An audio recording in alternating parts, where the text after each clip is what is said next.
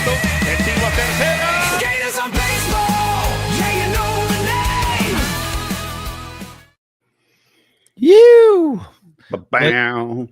What's up, everybody? Schmitty and Coop back with you for Skaters on Baseball, and the Giants are officially a 500 ball club, like we always knew they'd be. Uno a uno. And yeah, Verlander wasn't bad today. Yeah, what? Let's take a look at the line real quick. Verlander, 5 strikeouts, pitched 5 innings, gave up 2 runs with 1 bomb. I'll take Yeah. that for a first Yeah. game. I would have I liked ain't to have mad at seen it. him. I would have liked to have seen him get into the 6th inning, but Sure. First That's game of just the the way year, it though. is. He threw about 76 pitches, which is good. I would have Yeah. liked to seen Bivens not give up a long ball his first outing. yeah, well, you and I both sort of talked about that. It's like Bivens wasn't really our first choice to fill that role in the bullpen. I would have gone for Keaton Wynn. I would have gone maybe even Tristan Beck. You know, Maybe I mean, yeah, those Joel Peguero. yeah, Peguero's like a high leverage late innings guy once he's established, I think. But yeah, I'll take Bivens it. just I don't know, man. Not sold on it. Anyways, yeah, Verlander, he went 5, gave up 6 hits, 2 runs, only 1 walk and 5 strikeouts. It's not bad, Not He did give up bad. the home run, and I know that last year the home run was a little bit of a problem for him, but he was coming back from the injury. He didn't pitch a whole season, so yeah, not that big a deal. Yeah, Lodolo pitched good today for the Reds, but the thing that I was impressed by, if you're going to take some positives out of a loss, is yesterday the Giants struck out 17 times, today once. Yeah. And that is a good sign because that kind of goes with the trend I was thinking, which is Hunter Green is a gnarly dude, and we're going to strike out a lot against him, but probably not a lot against, a lot of other pitchers. Yeah. Probably more than once, but probably not 17. So Yeah. there'll be a fine line in between those two things. Yeah. The one, there were a couple things today. Luis Matos was 2 for 4. Like to see that. Love to see that. And yeah, I mean, I think in retrospect on today's game, I would have liked to have seen him be a little more aggressive on the base paths. You had a couple situations where they had a leadoff hit, and then 2 pitches into the next at bat, they had a double play, and they were pretty much out of the inning without getting started. And when you got Fitzgerald on first, I mean, the idea should be like, if he can even get a decent lead or a decent jump, he should be going first or second pitch of the at bat, right? I mean, why not put pressure on the pitcher, and keep yourself out of a double play? So I came from Coleman Sports. Well, I'm freaking hyped because I did not believe it when I saw it, but I'm giving the Giants kudos. They started Casey Schmidt and Matos today, and that feels good. That Yep. feels already different from last regime. Yep. That Yep. feels like they don't care as much about the lefty righty, and they also do care about getting guys like Matos and Schmidt some playing time so they're not just stagnant on the bench. right. It's great that they made the team, but they needed to play. Otherwise, it makes no sense. Yep. And I think that was a big reason why they sent McRae to Sacramento, because they didn't think they were going to get enough at bats for him, and he could polish his skills down there better until he's more needed up here. So Yeah. I'm good with all that stuff. And I really like Randy Rodriguez. He's looking like he could be like a really good 6-7 inning guy. Like he's the guy that sets up Duvall and Rogers before they set out Walker, like with Eric Miller somewhere in the mix. I love that. Coleman Sports is really sending us lots of love, and I love all you guys. We got Anthony Merkovich, not from Coleman, but we got Chardell and Coleman and Northeast Sports. Yeah. All from the big Cub fan out there at Coleman Enterprises. Yeah. So, yeah, I mean, it's good that McRae's down there. He needs the at bats. He needs the repetitions at the plate, getting into that, so he's not striking out so much. So I'm cool with that. I mean, obviously we're only 2 games in, but today did feel a little platoony matchup based, which is okay. How so? Well, I mean, it's the second game. You want to see what guys can do. You want to keep guys fresh out of the gate since they're traveling. They're probably not going to get a game in tomorrow, so everybody gets a couple swings today and Thursday. Yeah, it's fine. There's another thing that I've been hearing a lot about, which is the talk is they're looking to try to keep Hicks to 4 to 5 innings max in his starts. I heard they're gonna do Hicks Bivens or Hicks Birdsong combo. So both guys have a chance to throw 4 or 5 innings in the same game, and that way Birdsong doesn't only come in once. I don't think it's good to put Birdsong in like 2 or 3 times a week. Like, I think it would serve him better to throw a bunch of pitches in one game and then give him almost like he's a starter. Yeah, and typically he would be every 5th day starting a game. So where'd you hear that though? I haven't heard the 4 innings. I was hearing that. What's your source, pal? It was Cambiar's, one of the late night. I think it was the post game. Don't put any stock in Cambiar. Oh, I know, but it was actually some thoughtful commentary that the guy was giving. So it made sense. I mean, he basically said like they don't want Hicks to burn out, so they're trying to sort of have him. Let's put him in the bullpen then. He won't burn out. That would be my choice, and that we may see that. What about Wilmer Flores continuing his pace to 162 home runs? Glenn must be giddy as a little boy in a candy shop. He's, look at me, Wilmer. Yeah, and you know what? I'm happy for the guy. Me too. So somebody was pointing out like he's only 33 years old. I think we all think of him as being close to 40, right? Oh, the way he runs. That's what happens when you come into the major leagues at 20, 21 years old, right? He's already got 12 years under his belt. So, yeah, he's slower than molasses, but if he's going to keep hitting home runs, great, Rockin' new era. Hey, yo, say hello to the bad guy, huh? Yeah, no, I'm a Wilmer. Here's the deal. If Wilmer's healthy, he's the most clutch player on the team, 100%. He's the guy you want out of everybody in the lineup up with a man at second or third, 2 outs, late innings. He's the guy that has no problem being up there with his nerves, all that kind of stuff. And honestly, I've said it from the beginning. I just don't want Wade and Wilmer in the same game. I don't. If you're going to have one at first, put the other one on the bench. I think you could have Schmidt DH. You could have Matos DH. There's a lot of other options. I just don't like both those guys. It's like 2 guys in a wheelchair. Like, we got no chance. And then you got Patrick Bailey. You're just like limiting your legs in a big way. And Matos needs to play. So if he's not in right field because Yaz is out there, I'd put him DH over. I'd put him out there over Wilmer and Wade, and then have Wilmer come in late inning as a pinch hitter if it's a clutch moment, Yeah. Well, you can also have Wilmer sort of come in late innings as a pinch hitter and take over at first. Let's say they flip to a left-handed pitcher, right? Because Wilmer rakes against left-handers. I mean, it's just that's the way it is. So I'd be good with that. And until Encarnacion comes back, I mean, I think the latest they were talking about is 8 weeks. So 2 months he's out with the surgery, right? Which is a bummer. But if that's the only guy who's down for the count right out of the gate, we're kind of lucky, because there are some injury liability guys on this team. And that's something that you always have to worry about, no matter who's on your squad, right? Well, I don't know what it is, because I'm not a doctor and I don't know. But the internal vibes, my spidey senses, if you will, they tell me that Verlander's 100%. Like, when I look at him, I'm not scared like I was with other guys where it's like, don't let him overthrow. Don't, like, save him, blah, blah. Like, Verlander looks like he should right now to me. And so I'm not scared of him going 80 to 100 pitches when he's ready to, go from 80 to 100, which will probably be next game. I would think he could throw 90 at least. He looks ready. I'm so excited to see Robbie Ray pitch, and I'm so disappointed that they had the day off yesterday and tomorrow almost certainly is a rain out. But here's the good news on that. See, the silver lining guy is me.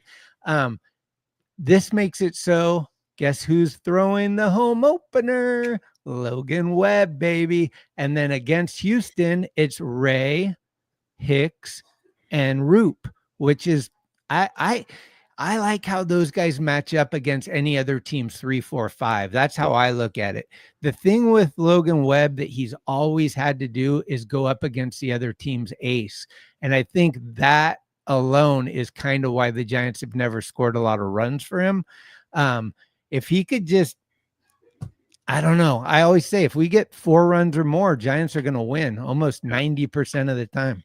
Yeah, they have a really high win percentage. The four runs is that's always sort of been the benchmark though in baseball. It's like that's what puts it out of reach unless the other team hits a grand slam. It's already like 3 runs. Nobody's worried about coming back from 3 runs down. 4 runs, it starts changing dramatically. So I think you're right about that. Yeah, I mean, they're not going to get the game in tomorrow. They wouldn't delay it long because the Giants have to fly back to the Bay Area to do the home opener and all that next week, and it's just like, I don't know. Now they're going through Houston before they come back, right? Mm-hmm. They got 3 games in Houston. So yeah, it's going to shuffle the rotation a little bit. So Webb pitching the home opener would be brilliant. Did the A's win? I haven't followed the A's. The A's are not at home either, which is super weird I guess it doesn't matter anymore if the A's and Giants are home at the same time. But yeah, I don't know. This go A's. Oh no, they're playing at 6:40, which is in an hour. So they'll be they're playing in Seattle. So that should be a good game actually. I think the Seattle Sacramento game, that would be good. I think A's are gonna go. They're gonna be a wild card team this year. They're gonna surprise everybody. They're gonna get a lot of energy from Sacramento, and they're gonna be the story of the American League this year. Did you see Judge today? Jesus Christ. I actually want to just segue into the Yankees thing a little bit. First 3 pitches of the game, 3 home runs. Right? Yeah, Judge had 3 in the game. They put up 20 runs. And then there's this, and they have new bats. They have new bats, and it's like everybody's got to take a look. I don't know if this is a baseball bat. It looks like a bowling pin. I was gonna say it might be a bowling pin. So let's take a look here. But supposedly the wood's harder where it hits the ball. I mean, look at this taper on that thing, like. Everyone's going to be doing it tomorrow. Watch this. Yeah, the physics. I mean, it's surprised the Dodgers didn't come up with this cheat mode first, right? But the whole thing here is like, look at where the heaviest part of the bat has moved to the sweet spot of the bat, right? Mm-hmm. Whereas before, this would go straight all the way. I mean, I don't know, man. This to me feels like when skateboarding figured out to add length to the nose. Like it was such a weird thing, and now it's such a standard thing. This to me looks like it could be that. Like you don't want the ball to hit where it's skinny anyway. So save some weight and put all your bulk right at the sweet spot. I don't know. This could be the future, guys. Yeah, we'll see. I mean, somebody might take umbrage to this, and you remember the George Brett pine tar incident, which resulted in more enforcement of the pine tar rule, how far down you could put it. So, no, there's going to be scales and rulers and photos and like cutting it up and looking inside. There's going to be all kinds of stuff. Yeah. So that's a strange one. Anyways, Judge went off today. It was fucking 3 home runs, and the 4th one hit the wall, so it could have been 4 home runs. How do you? How much stock do you put in that being a sort of like FU to Soto? I love it. I'm kind of a Yankees fan now, to be honest. I really don't like Soto, and I hope the Yankees really do well and the Mets don't do well, just because of how much I don't like Soto. And honestly, I don't care about the American League really at all. So it's just fun for me to do that. And I'm more of an A's fan this year than I've ever been. A lot of the reason is just for the story and because I'm hyped for Sacramento and this and that. But if the A's sell the team, I might even get a jersey as long as it's not Vegas. Speaking of that, I heard that Rob Manfred came out and said that it was probably a mistake not to force a sale of the A's or force keeping them in Oakland. You're about 7 years too late, pal. Manfred's an idiot. We all know that. Right. But I mean, just you're going to come out and say that now that cow has left the barn, man.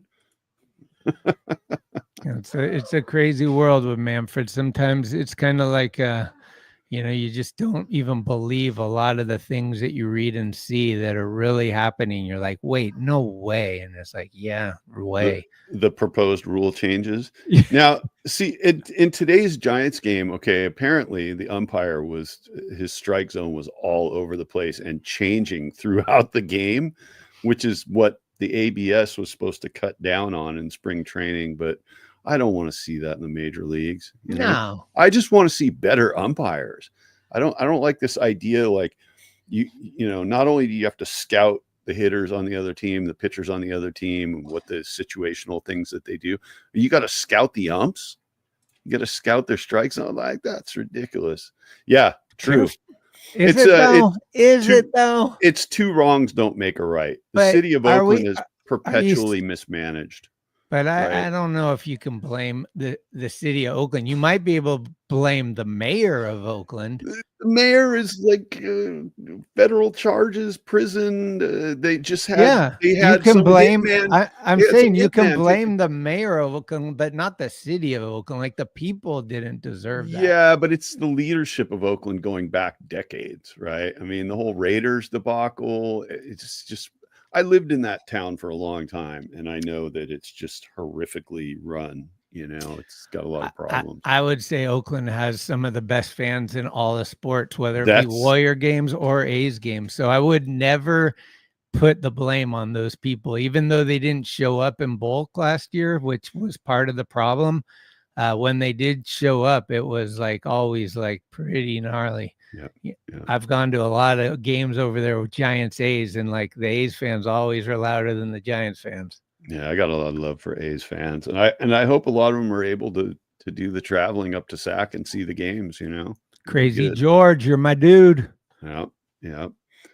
Oh man, so yeah, we're 2 games in. Can't judge anything. I think that the Giants look good. I think their chances are good. I stand by my optimism at this point. No, I'm fired up. I think what I want is, let's just assume, I mean, it looks like it's like 95% there's no game tomorrow. So let's assume we leave Cincinnati with a split and we win 2 out of 3 in Houston, come back 3-2. I'm fine with that. I think that's 4-1 would be insane, but 3-2 I'll take.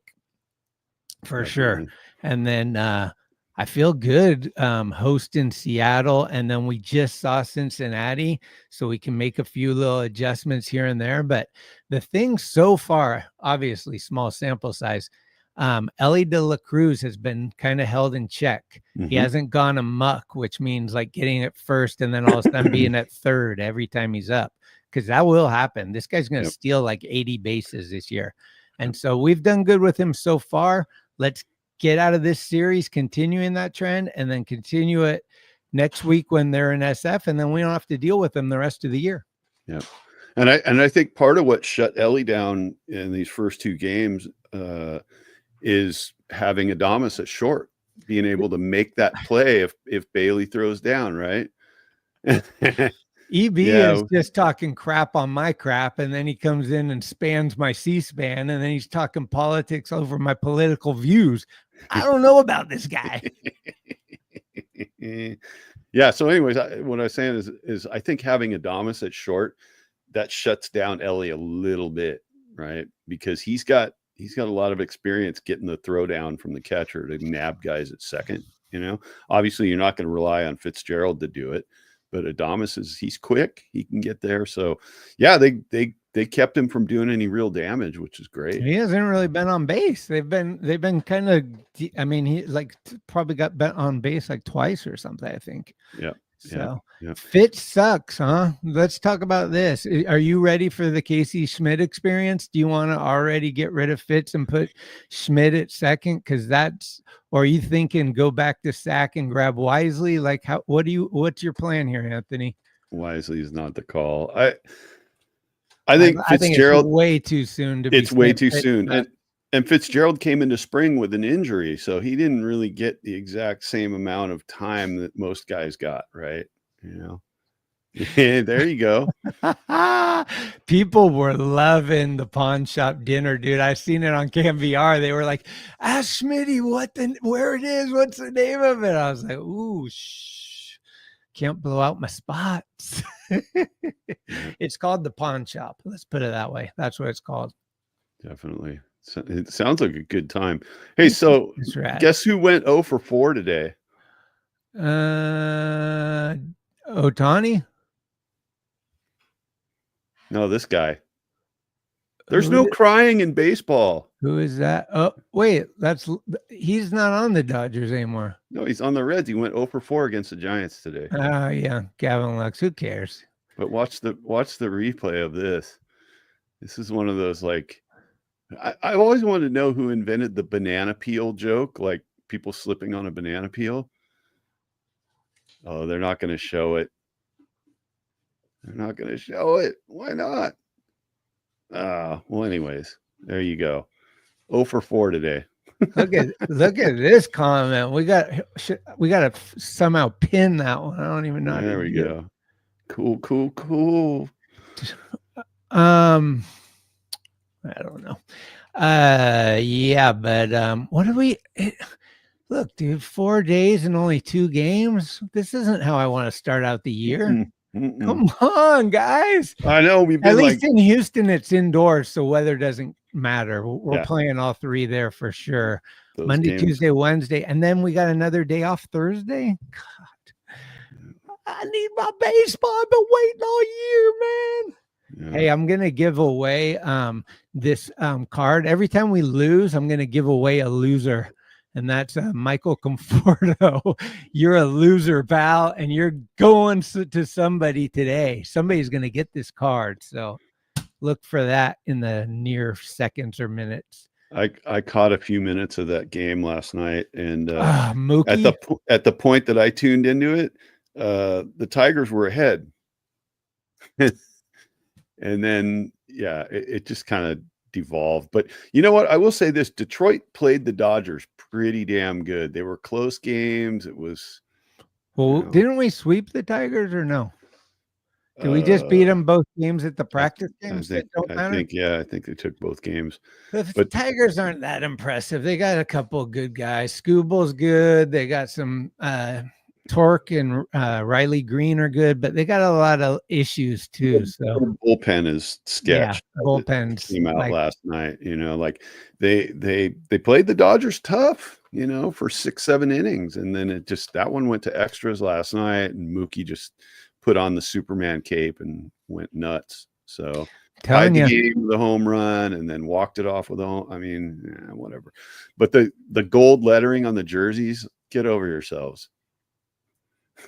Get over yourselves, right? Like, you got to give it to them, though. This is the first legit one they've had since '88. So let's let them have their moment. It might not happen again for another 30 years. We don't know. You can buy all the eggs in Safeway, but if you don't know how to make an omelet, you're out of luck.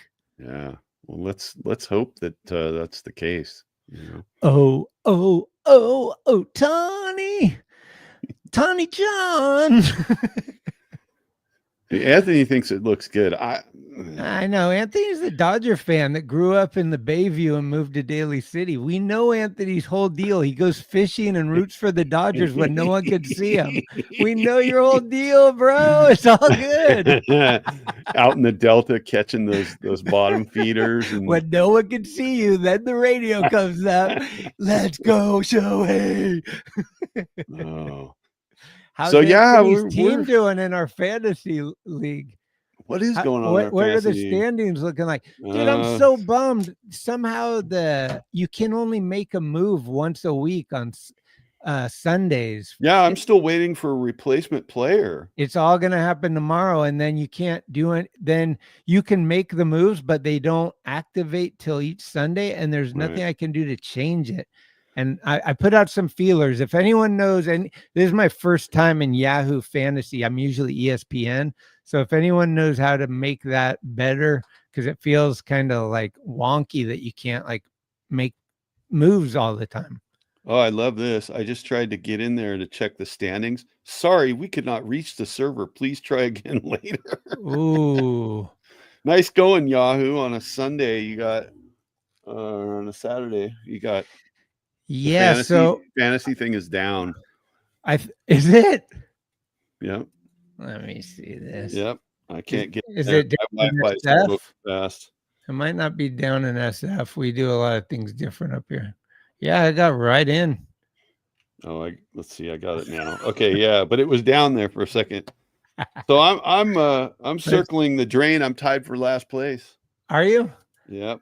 I lost 9 I'm in points. 6, and Yeah. Anthony's in 2nd. Look Yeah. at you! Look Yeah. at you with your 82 points. Yeah. Okay, but your 7th waiver position. Who's Miss B's mob? Because I seen him in here, but then I haven't seen him in a while. Haven, the guy from he's the guy from Minnesota, I think. Yeah. Oh, Minnesota. Yeah, Miss B Haven.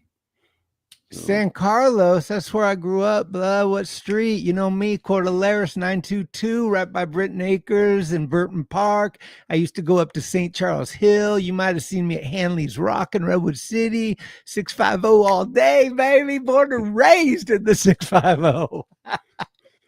Yeah. Yeah.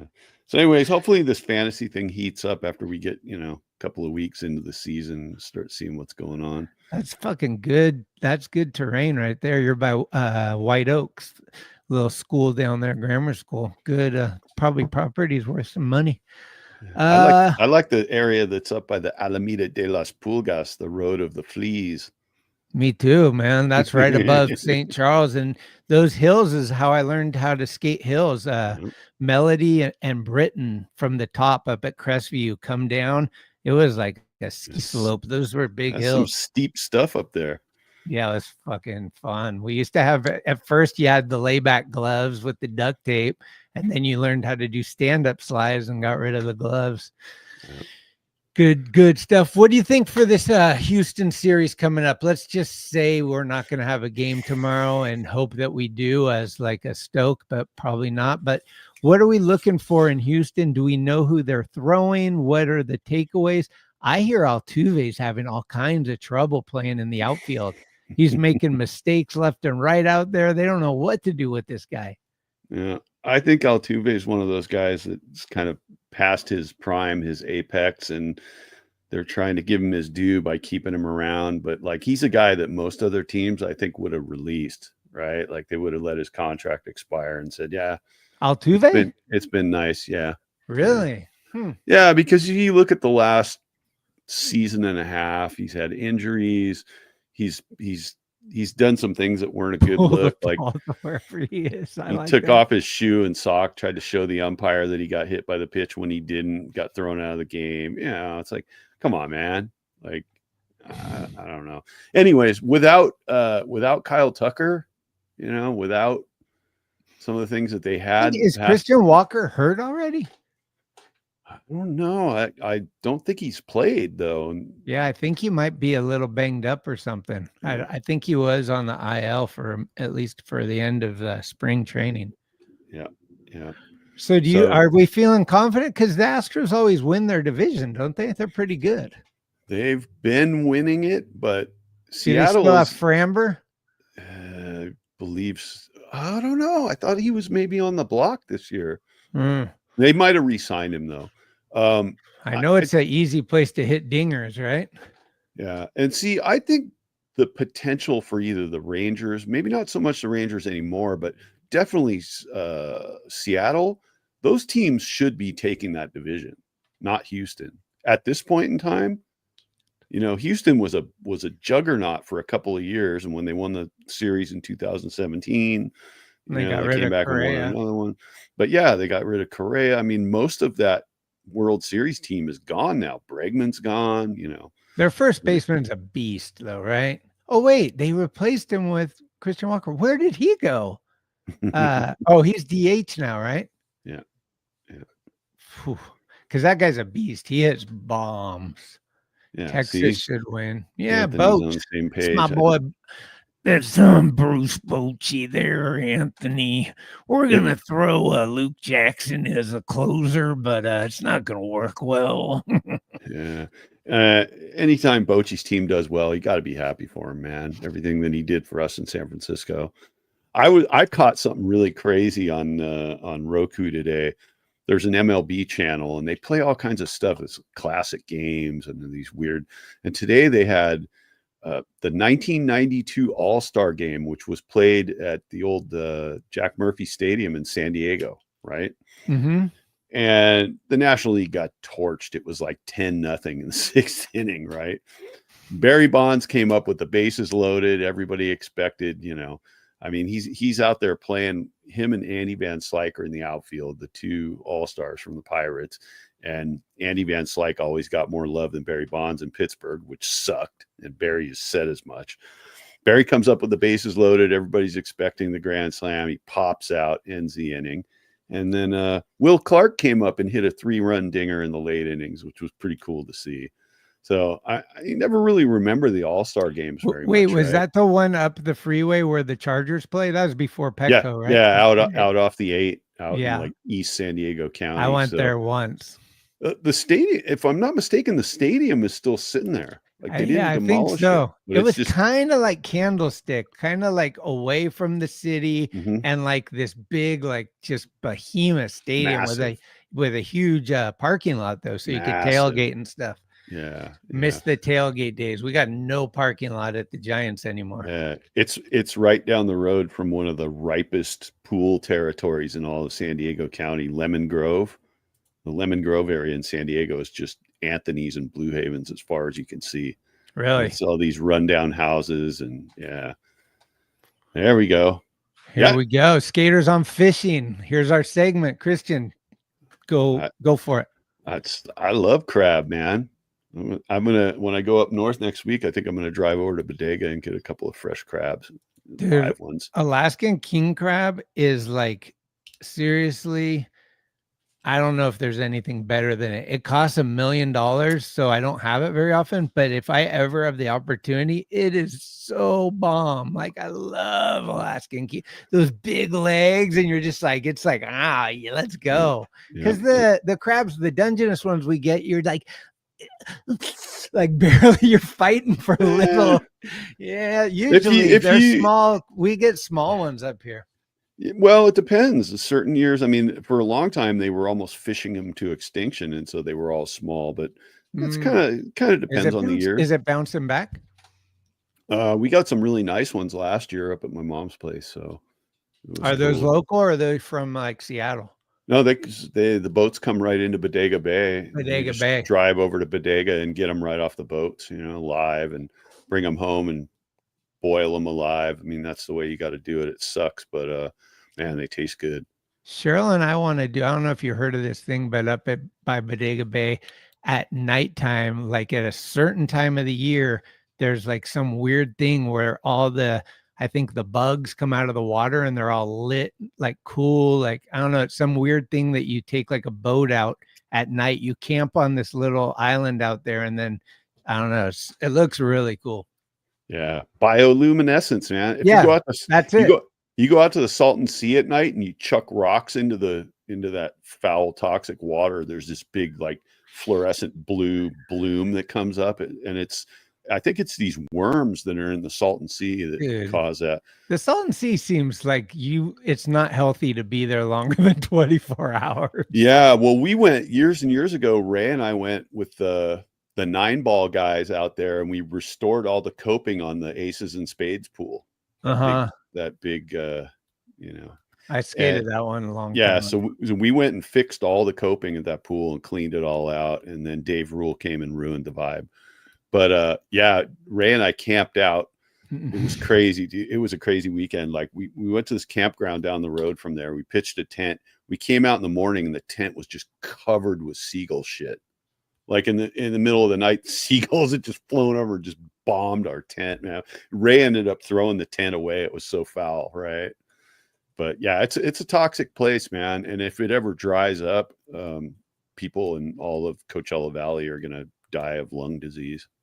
There's so much like gnarly stuff under that water. And you know how that was formed, right? There was a dam break in like the 1940s, and it flooded that used to be a dry, there was nothing there. And it flooded that whole thing. And then these developers got this idea like, oh, let's like turn it into like Las Vegas on the ocean. And so they built all those neighborhoods and all these resorts and boating it's a trippy places. place. It is Yeah. a trippy place. Yeah. And there's Slab City out there, and there's geothermal mud pots, all kinds of weird shit. But yeah, it's a strange place, you know. I was gonna say I got a little trivia question for all you guys out there. Anybody that's watching this now or in the future, I'd like your answers to be in the comments, not in the chat, in the comments below. So when this is going to live forever, this episode, and at the end of the year, we can see who was right and wrong. I want the over under, and the over under is 4.5. I want your over under on how many home runs are going to be taken away by the new chevron wall that's extended in left field. And every time it hits that wall, you have to yell, Chapman got chevroned. It's no coincidence that it's shaped like an old tombstone, right? So where home runs go to die. Did that, man. Yeah. It's like you got what's his name, Dan, over on his show talking about moving the fences in again. He wants to like have like an old man circuit that can just hit home runs anytime they want. And you know, the Giants hear that and they say, oh, you want that? We're just gonna raise the wall on you. Yeah. You know whose home runs wouldn't be stopped by that? Michael Morse. Right through it, right? Right through it or way over it. Way over it. You know whose are going to be fun to watch this year is Elliot Ramos. I mean, he just missed one again today. This guy, I almost think Elliot should just lead off lefty or righty. I almost think it should go Elliot, Adames, Jung-Hoo Lee. I'm still hung up on if Chapman should be the 4 guy or not. I get why he is, and he's probably eventually going to lead the team in home runs and stuff, maybe, but he does strike out a bunch. So I don't know who you put there, but maybe when Gerard comes back, you put Gerard 4 and Chapman 5. Yep. I think that 1 through 5 is, and then Matos like 6, and you're like, all of a sudden, I really want Bailey further back. I want Bailey 8th. I want Fitzgerald to stay 9th unless Anthony makes the call to Bowmel and we get him sent back to sack and Casey Schmidt comes in, then you could put him up a little closer. But I think Fitzgerald's speed is going to be great to have 9th once the thing goes around once, and you have like hopefully Fitzgerald getting on base with these guys like Jung-Hoo Lee and Adames and maybe Lamont Wade or Ramos, whoever is leading off. There's going to be a lot of fun to, I think this team's not going to be boring, whether they win or lose. That's what I like about them so far. Yeah. I just think the camaraderie amongst the team is a lot better. And I think there's sort of a unified vision now under Melvin. And let's be honest, this batting order, there's probably going to be some shifts in that in the next month or so. I think they're going to be sort of juggling to see who works out best in what spot. Listen, if Bailey only batted left-handed, I'd be totally fine with him hitting where he is, but I just think this whole switch hitting thing is garbage. And I think that it's going to hurt in the long run, his batting average to be a switch hitter. The splits are just not good. I mean, look at Sandoval, right? His splits were atrocious. And I think that Bailey's are worse. Yeah, Bailey seems to me, I have never looked at like the stats or anything, but just by watching him a lot that I have, it seems that he's much better from the left side. Yep. And the right side just seems like it's like a lesser, even when he hits the ball, it's just not the same velocity. It doesn't have the same, it looks like he was a left-handed hitter that learned how to hit right-handed so he could be a switch hitter. And I would just go back. The other reason is you got less preparation if you're not a switch hitter, and then you can focus more energy on catching, which that's where we need them. I'm really curious at, like, let's give it about All-Star break to hear Verlander talk and compare Patrick Bailey as a catcher to all the catchers he's pitched to. I'm really curious to see if Verlander's like, yeah, he's okay, but he's young. He needs to learn a lot. Or this guy is the best dude I've ever pitched to, with his framing, his Gold Glove, like all his arm, all those things. Like, is he as special as we're all hoping and thinking he is? Yeah. Yeah, I think he is. And I think like we've talked about many times, the conditioning is an issue, that hopefully is going to be resolved. And I stand by I don't like switch hitters unless they're really phenomenal from both sides of the plate. Ellie's good. That's rare. Yeah, he is, but he's one of 3 or 4 active guys in the major leagues they have balanced splits and high batting average. I mean, there's some guys that have balanced splits that are hitting $190. That doesn't do you any good. It doesn't make sense to me when you look at, when you're up to bat, you're looking right at the scoreboard. And what does it say? Your current batting average, right? Yep. It just makes no sense that you would look at that and go, what am I doing? I'm doing way better from the left side. Like, let's change this up. Well, once they start putting that stat on the scoreboard in San Francisco with all the other 1,000 stats that are up there, like if it shows the splits, then maybe that'll do a number on his head. The wind chill factor, and like the way the winds are blowing, and like what size mitt the second baseman's wearing. It's just like way too many details. I'm like, where can I find the score? Yeah. Here's something else I really like that I've seen, and obviously we're only 2 games in, but Pat Burrell is in the dugout, and when these guys come in after they get a hit, okay, or if they don't get a hit, he's going right over to these guys and talking to them about what went right, what went wrong. He's giving these guys confidence. He's encouraging these dudes. I think that's going to make a big difference over the season. That he was in the dugout last year.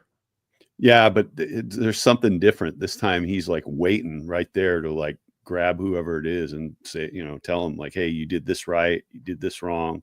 Like, I think that's really going to help. A lot of times it just kind of hands off with people, but I think it's a little bit different. I think those guys have been given been taken off the leash a little bit to talk with the players, and I think this group of guys is receptive to that too.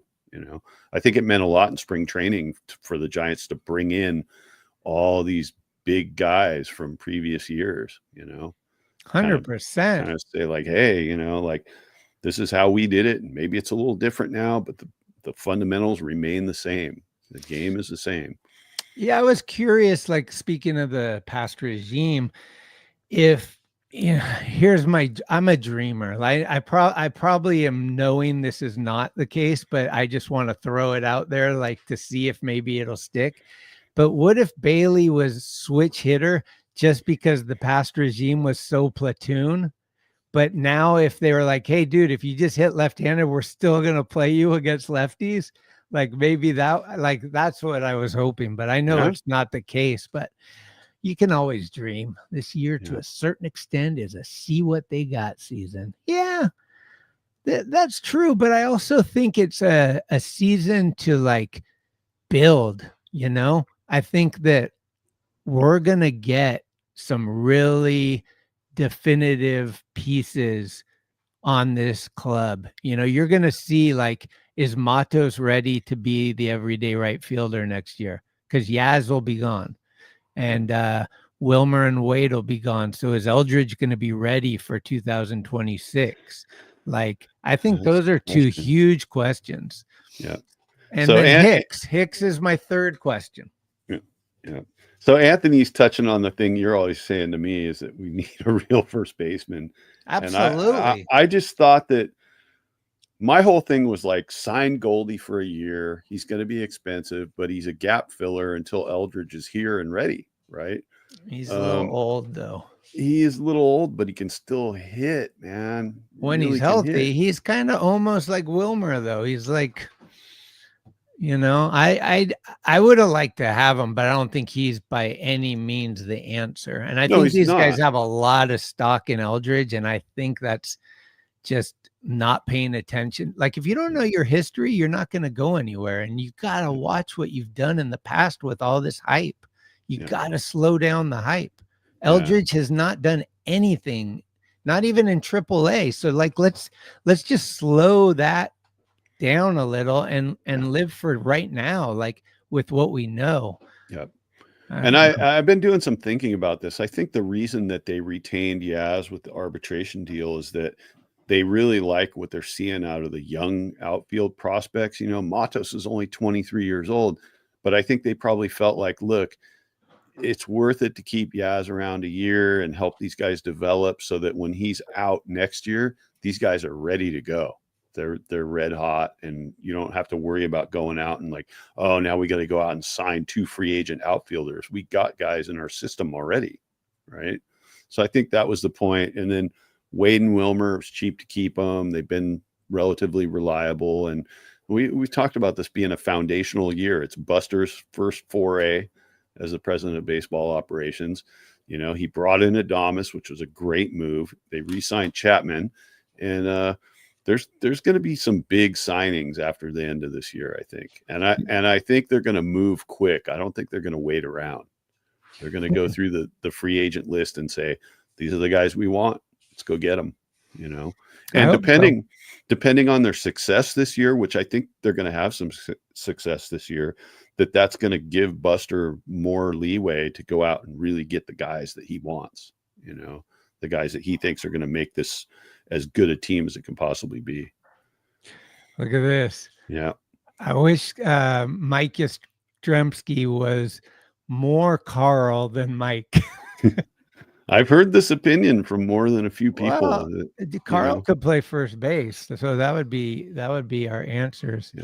Yeah. I think that part of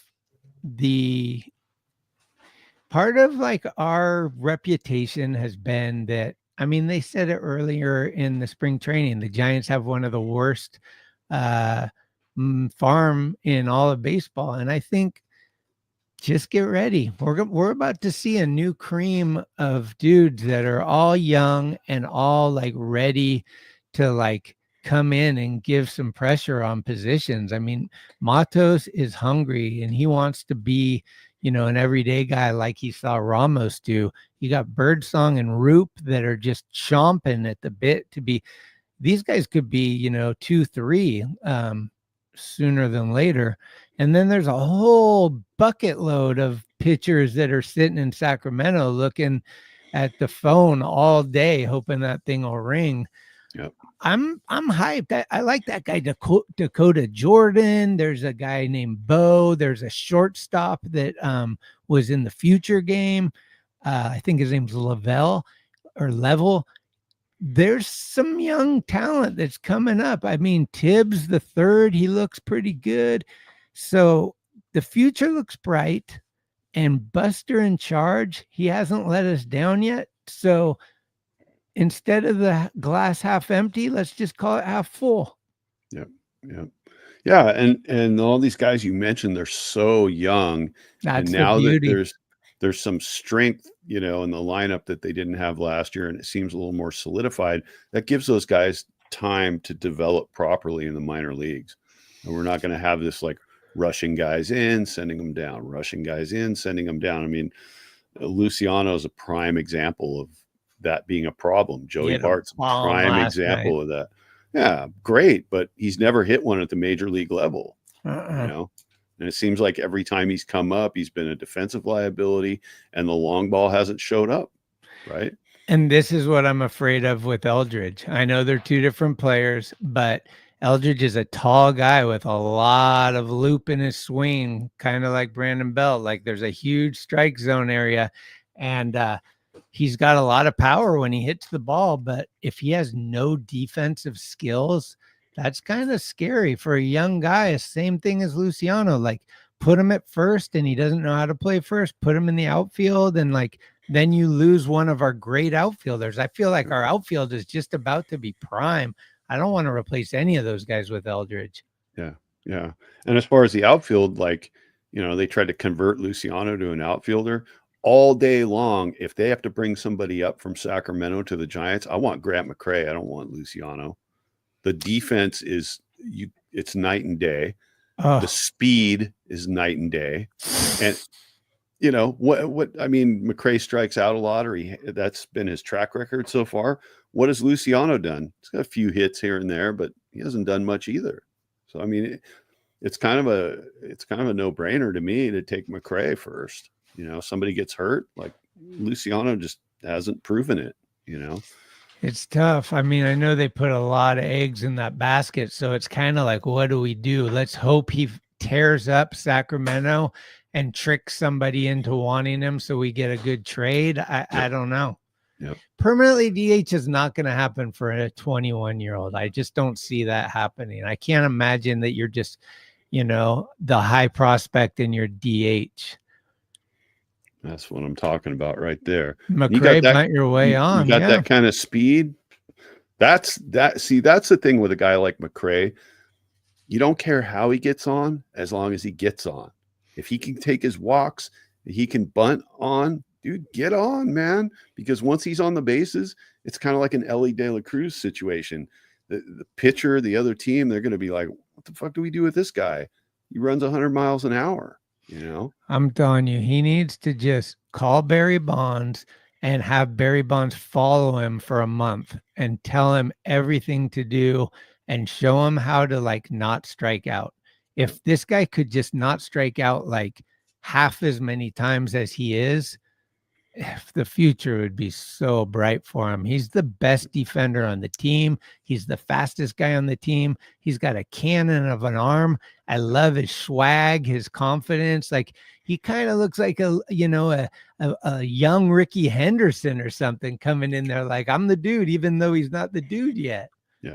Yeah. What up, yeah, Eddie? The swagger's good. And I think what we did see in spring training is that he did strike out a lot, but it looked like he was identifying pitches a little better in terms of taking pitches. He was. In terms of taking his walks. And that's something in the major leagues, hey, a walk is valuable.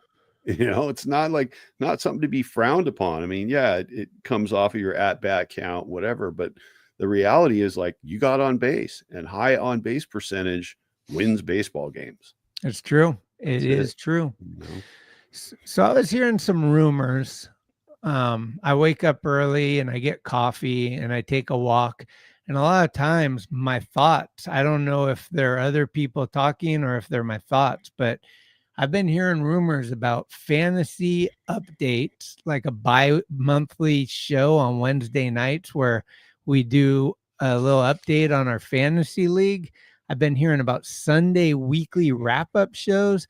And then I've been hearing about possible morning shows in April. All this stuff keeps coming in and out. And I don't know what's real and what's not real, but definitely the hype has been buzzing, kind of like this Eldridge guy. So I don't know what's going to happen, guys, but some of that or all of it or none of it may happen. Yeah. And look at this. First place, last to come into the chat. Yeah, Miss B. Miss B Haven. Are you online or offline? Because you haven't been online for 55 minutes. We've been here. Where you been?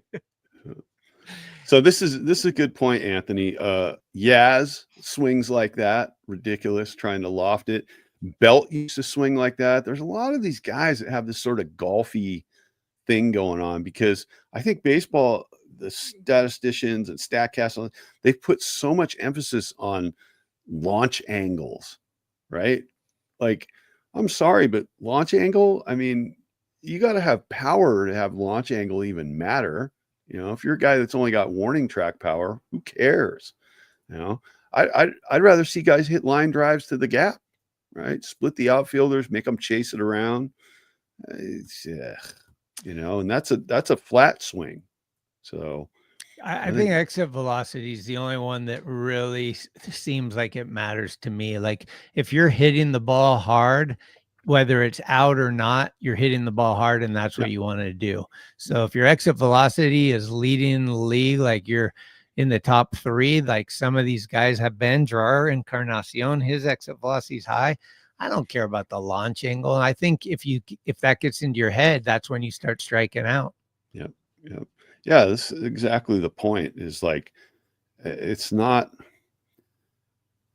I think you need to approach it based on the pitcher and what he's throwing to you too. You know, you have to make adjustments. You can't just have one swing path and just hope that the ball is going to enter that swing path when you swing. You know, I think versatile hitters, spray hitters, they have that dialed. I think Arias really had that dialed in a couple of years ago, and even last year. I mean, never struck out, made contact constantly, got on a lot. I mean, that's a big deal. Yeah, this is Eddie. You're speaking my language to Grant McRae. I think everything he hits should be in the ground. He's like that guy that, like, I think that's what Brett Butler used to do. Just slap at the ball and use your speed. You're already closer to first base than the right-handed batter. And like when you drag bunt or just hit the ball to the opposite way and make them field it cleanly and throw it to first because they know how fast you are. If they bobble it or anything, you're on. And those kind of things matter. Like all of a sudden you're at first, now you're at third because you stole second and third. That's the Ellie de la Cruz, So, and we have that in McRae. I think that if he was able to get on base, semi-regularly, he could steal easily 40 bases. Yeah. And that's the beauty of guys in the past with the Giants. Like JT Snow was that guy, He wasn't going to hit a ton of home runs, but man, he knew how to just hit, knew how to just make contact, get on base. And, Robbie Thompson was a lot like that. I mean, there've been a lot of guys that were like that. And that's, especially in a park like Oracle. Yeah, man, just find some grass, split the infielders, have the awareness to see where guys are positioned. And if you can control that, don't swing for the fence every time. Right? Yeah. I mean, that Bailey hit the other day was a perfect example of like going, wow, there's a huge hole, just poke it right through there. You don't even have to hit it that hard in those situations, right? 100%. And what's great is, without the shift, these guys are still pushing as far as they can, like to stay within the rules. Dude, and so they that open ball stuff that Fitzgerald hit right up the middle, and the second baseman's just right there behind second base. I'm like, that sucks. Yeah. So yeah, I think that's challengeable, right? They've had a couple, or if they're feet on the grass, ones where their feet are on the grass. I haven't seen any where they're too far past the base. They really get right up there, though, don't they? And it's like, wouldn't you think that if that's how they played you every time in batting practice, you would just practice hitting it to this where that to be able to hit it like that? It felt like Brandon Belt used to do that, where it was like they would all shift him and then he would try to hit it down the third baseline because no one's there. It's just I can't remember more than maybe twice that he ever bunted for a hit because they were not only shifting on him, but playing him at least once, playing him as deep as they possibly could in the infield. And so it's like, you got to take advantage of that. Now, easier said than done. If you're facing a guy who's throwing 96, 97 miles an hour, I don't think you have as much control over where you could put the ball. It's kind of like, I just want to make contact at that point, right? I mean, you got to be a special kind of guy to be able to do that. So, yeah. I don't know. What are we gonna do tomorrow, guys? Are you guys gonna watch baseball with no Giants game? Are you gonna watch a different baseball? Two different teams. Who knows who's playing? I know Anthony will probably watch the Dodgers, but what are you guys gonna watch? Because I can't do it, dude. The LA teams, I can't even watch them. Like I just can't. People are like, did you see the rings? Did you see the gold jerseys? I was like, no, why would I turn that game on? Why? Like I barely even watch the World Series. Like I just can't even support that whole situation. Yeah. So I am, though. It's true. It's official. It wasn't official until yesterday. I got my opening day ticket, my home opener. Yes. Where are you sitting? I think third baseline upper deck. Okay. It was the cheapest ticket available on StubHub, and it wasn't that cheap, but Yeah. I got it and I'm ready to go. And my question is to everybody, what do you want me to do? I'll film some shit out there or post some photos on the gram, or I don't know, do some commentary, try to ask fans something, show you a little bit of the grub selections. Send in what you want, and I'm going to the home opener. And I think I'm gonna be on You're a Funny, I Ain't Dodger Dan. And I'm not shitty. Come on, bro. You forgot the M. No, but I think I'm gonna be on Glenn and Eric's show 8 a.m. the home opener day, because Glenn's gonna be at the ballpark. So I'll probably walk over there, do that, and then probably try to do my own thing with, I don't know, maybe send Christian some stuff, or who knows, maybe we'll do a post game thing experience, but I could film some stuff on the fly. I don't know. I want ideas, because I got a request. I want you to try to track down Nego Ned on opening day. You mean or the Nego Ned, or the well, that the would be better, original? actually. That dude is like, I'm going April 6th too, though. I'm going every game. You can see me at the game. You can see me at the game. Yeah, Nego Ned, is he going to be back? Is there more Nego Ned wanted? I heard, what's up with this Positive Paul guy? I heard about him. there's a rumor going around. He may be showing up real soon. There's so many rumors. I want to see headlines. I want to see headlines. I'm not fond of modern day ideology of hitting. The focus on exit velo over batting average is why we have runners in scoring position with less than 2 out and not scoring. Wow. 100%. Yep.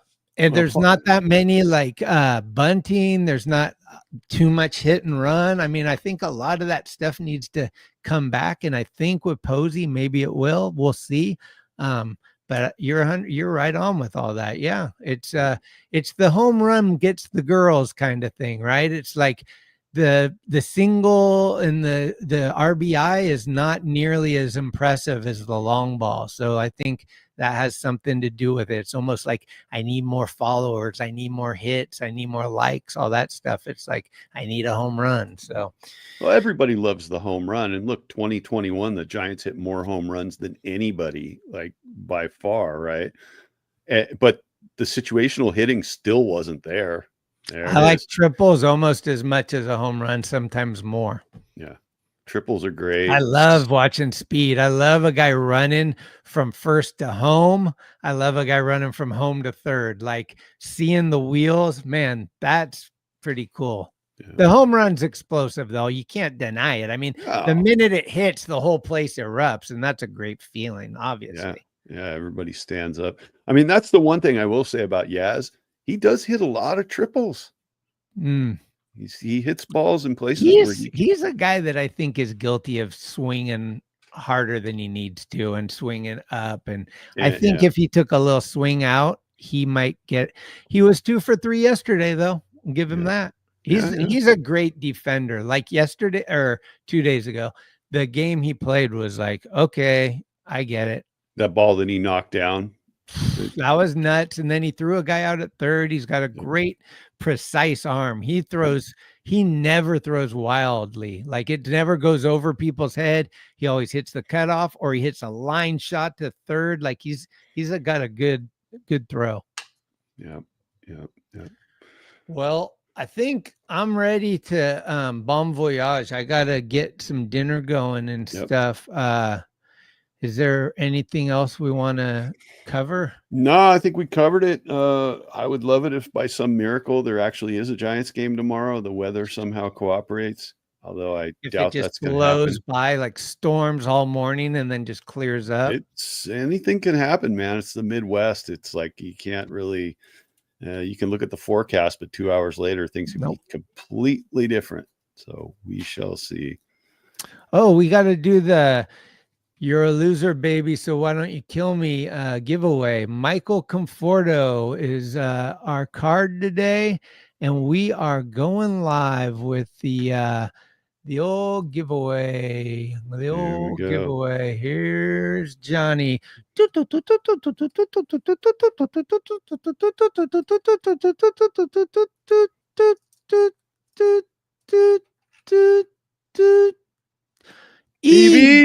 you have won the Conforto baseball card. Woo! There you go. Email me your address and you will get it in the mail, my friend. That's right. Michael Conforto. I'm a loser, baby, so why don't you kill me? Yeah. And the only thing I can say about Conforto is I hope he's not a boomerang. Oh my come back. goodness. He will not. He ain't coming back. There's no back in Conforto. Yeah. We got our guys, dude. I literally love Jung-Hoo Lee, Ramos, and Matos with McRae. I think that foursome, whoever's playing the best, I'll take it. I really think the future's bright with those guys. A lot of young talent with a lot of speed and good arms and good gloves. So what's not to like? I like this whole team, man. It feels like the sun came out after a year of dense fog and overcast, right? We're ready. It's crazy because the team, obviously, we heard Glenn and Eric all off season talk about how the team didn't change enough, but the attitude changed so much that it feels so different to everybody. Like already, people are like, oh my God, the team. I mean, Adamas jumping over the railing and high-fiving everybody, like the energy and just like you can just tell these guys want this. Like they're hungry for it.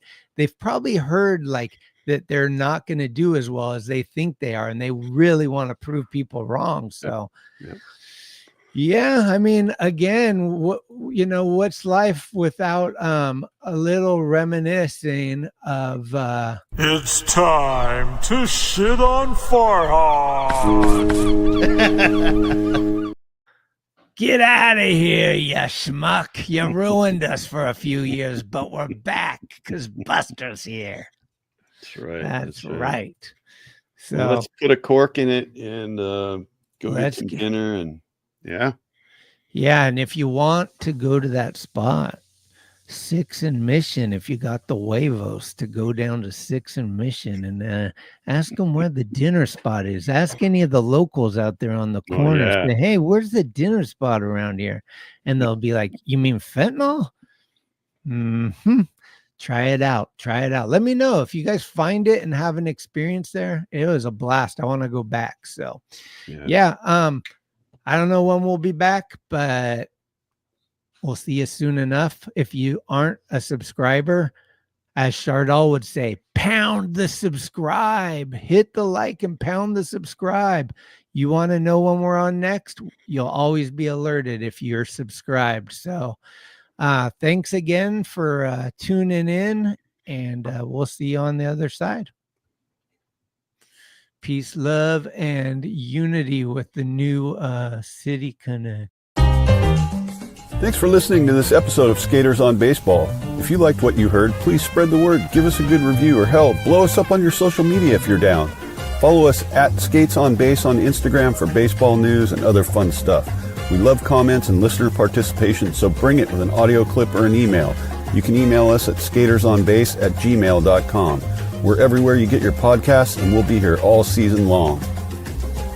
Let's go, San Francisco. Let's go, Giants. Dude, that was one of the most mind-blowing shows I've seen to this day. Much love. Adios, Pelota! See you soon.